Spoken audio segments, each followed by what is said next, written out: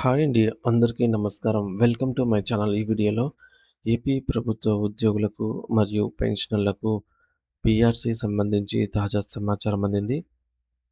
పూర్తి వివరాలైతే వీడియోలో తెలుసుకుందాము. వీడియో అయితే ఎక్కడ గాని స్కిప్ చేయకుండా ఎండ్ వరకు చూసేయండి. అప్పుడే ఇన్ఫర్మేషన్ పూర్తిగా అర్థమవుతుంది. అలాగే వీడియో చూస్తున్న ప్రతి ఒక్కరు వీడియోకి లైక్ చేయండి ఫ్రెండ్స్.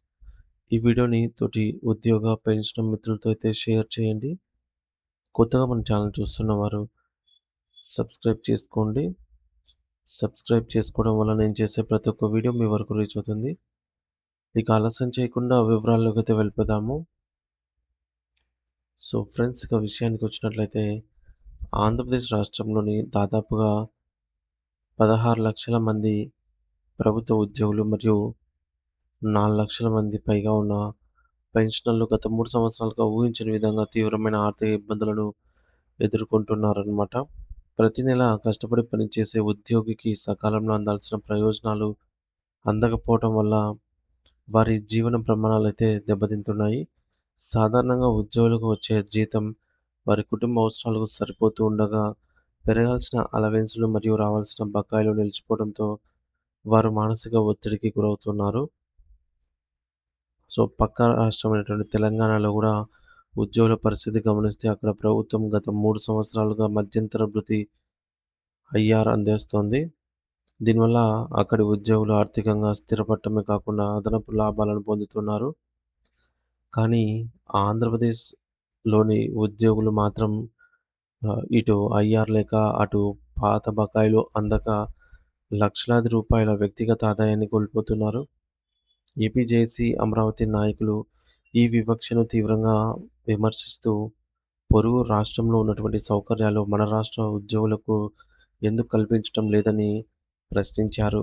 గత ఎన్నికల సమయంలో ప్రస్తుత ప్రభుత్వం ఉద్యోగులకు అనేక హామీలను ఇచ్చింది. ఆ హామీలను అమలు చేయటంలో జరుగుతున్నటువంటి జాప్యంపై ఉద్యోగ సంఘాలు తమ నిరసనను గళమెత్తాయి. మరి ప్రభుత్వం తక్షణమే స్పందించి మధ్యంతర భృతి ఐఆర్ ప్రకటించాలని, అలాగే 12వ పీఆర్‌సీ కమిషన్‌ను కూడా నియమించాలని గట్టిగా అయితే డిమాండ్ చేస్తున్నాయి. మరి ఈ కమిషన్ కేవలం పేరుకు మాత్రమే కాకుండా తక్షణమే విధుల్లో చేరి 90 రోజుల స్వల్ప కాలపరిమితిలోనే తన నివేదికను ప్రభుత్వానికి సమర్పించాలని అయితే కోరుతూ ఉన్నారు. అయితే ఇలా చేయటం వల్ల ఉద్యోగులకు కొత్త వేతన ప్రయోజనాలు త్వరగా అందుతాయి. మరో ప్రధాన అంశం ఏమిటంటే, రాష్ట్ర ప్రభుత్వం నుండి ఉద్యోగులకు సుమారు 40,000 కోట్ల రూపాయలకు పైగా బకాయిలు రావాల్సి ఉంది. ఇందులో గత ప్రభుత్వ హయాంలో నిలిచిపోయిన బకాయిలతో పాటుగా ప్రస్తుత కాలానికి సంబంధించినవి కూడా ఉన్నాయి. ముఖ్యంగా పదవీ విరమణ చేసినటువంటి ఉద్యోగులకు, విధి నిర్వహణలో మరణించిన ఉద్యోగుల కుటుంబాలకు అందవలసిన సెటిల్మెంట్స్ ఏళ్ల తరబడి పెండింగ్‌లో ఉండటం దారుణం. వారి కుటుంబాలు ఆర్థిక అవసరాల కోసం అప్పుల పాలవుతున్నాయని, కాబట్టి ఆ 40,000 కోట్ల రూపాయలు వెంటనే విడుదల చేయాలని నాయకులు విజ్ఞప్తి చేశారు. విజయవాడలోని ఏపీ జేఏసీ అమరావతి ఆధ్వర్యంలో నిర్వహించిన మీడియా సమావేశంలో నాయకులు ఈ వాస్తవాలను గణాంకాలతో సహా వివరించారు. గతంలో సీఎం చంద్రబాబు నాయుడు గారు 43% ఫిట్‌మెంట్ ఇచ్చి ఉద్యోగులను ఆదుకున్న విషయాన్ని వారు గుర్తు చేస్తూ, ఇప్పుడు కూడా అదే వేగంతో నిర్ణయాలు తీసుకోవాలనైతే వారు కోరారు.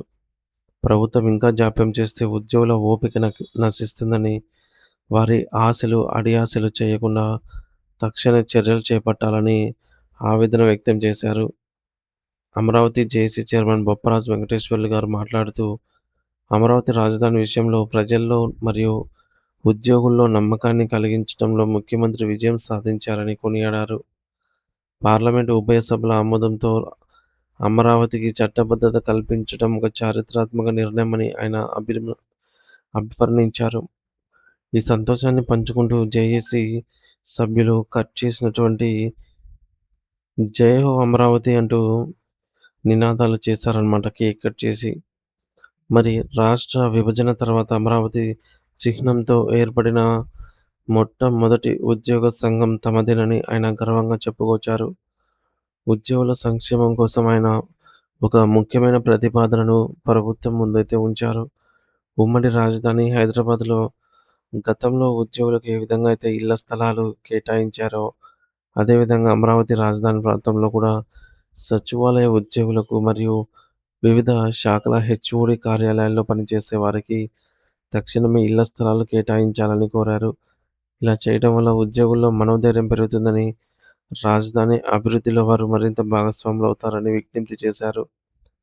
జేఏసీ సెక్రటరీ జనరల్ పాలశెట్టి దామోదరరావు గారు మాట్లాడుతూ అత్యంత బాధాకరమైన విషయాన్ని వెల్లడించారు.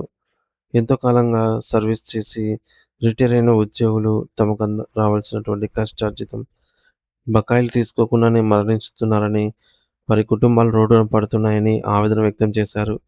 ముఖ్యమంత్రి గారు ఇతర హామీలను నెరవేరుస్తున్నట్లుగానే ఉద్యోగుల సమస్యలపై కూడా దృష్టి సారించాలని చెప్పేసి కోరారు. లేని పక్షంలో ఉద్యోగ వర్గాల్లో నిరాశ తీవ్రమవుతుందని కూడా ఈ సందర్భంగా హెచ్చరించారు. మహిళా విభాగం నాయకులు పారి లక్ష్మి మరియు పొన్నూరు విజయలక్ష్మి గారు మాట్లాడుతూ, రాజధాని అమరావతిని సుస్థిరం చేసిన ప్రధాని నరేంద్ర మోదీకి మరియు సీఎం చంద్రబాబు నాయుడు గారికి కృతజ్ఞతలైతే తెలిపారు. అయితే ఆర్థిక ప్రయోజనాల విషయంలో మాత్రం ఉద్యోగులకు భద్రత మరియు భరోసా కల్పించాల్సిన బాధ్యత ప్రభుత్వంపై ఉందన్నారు. ముఖ్యంగా మహిళా ఉద్యోగుల సమస్యలను కూడా దృష్టిలో ఉంచుకొని ఇళ్ల స్థలాలు, ఐఆర్, పీఆర్సీ బకాయిలు విడుదలలో వేగం పెంచాలని చెప్పేసి కోరారు. ఆర్థిక నష్టం ఏపీలో 16 లక్షల ఉద్యోగులు మరియు 4 లక్షల పెన్షనర్లు 3 ఏళ్లుగా ఆర్థిక ఇబ్బందుల్లో ఉన్నారు.